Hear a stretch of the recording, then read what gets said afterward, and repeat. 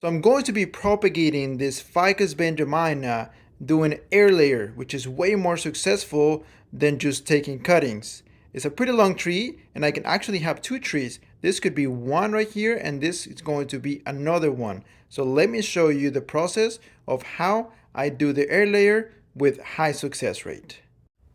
So I'm going to start by doing a cut, just cutting the whole bark around where I'm going to be creating the air layer. You want to make sure that you have lots of growth underneath and at the top as well. This is going to give you success without really stressing or potentially killing your tree. So I'm going to do the air layer right about here. So I'm just going to grab my blade and I'm just going to be going all around the cambium and the bark of the tree, and then just removing it completely. So depending on the thickness of the branch, that's how big your ring should be of what you're going to be removing in this situation.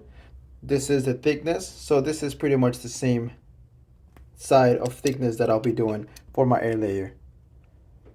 So that is what I'm going to be removing.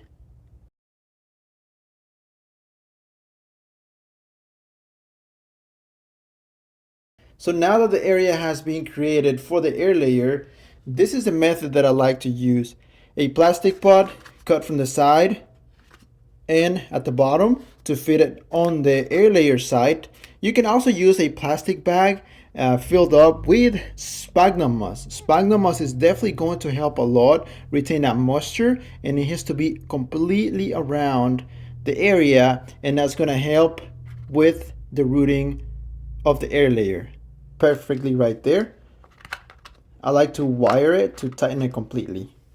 So now that that has been placed, I soaked this sphagnum moss in water for a few minutes to help it retain that water, and I'm just going to place it around. One of the advantages and things that I like about using this method of the pot instead of a bag is that, to me, it's a lot easier to just check and see if it's drying out and to water it. You can just spray with sprayer bottle or anything like that. So to me, it's a lot easier this way. I feel like I can control more of the actual moisture. If it's too wet, I just leave it alone.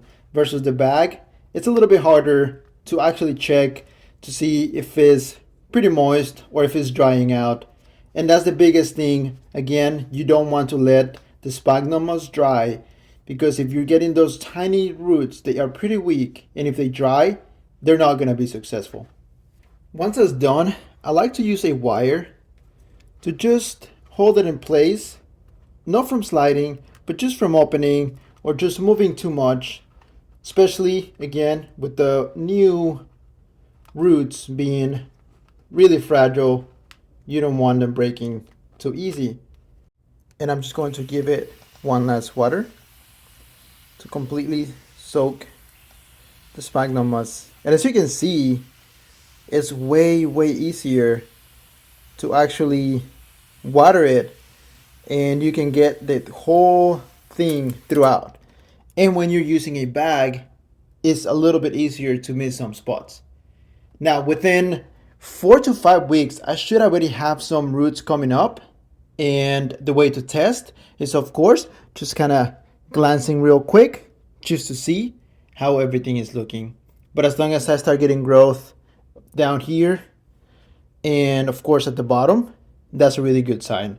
So that is pretty much my method that I get 100% success rate on air layers on ficus and other species. If you want to learn more about bonsai, click on the video on the description.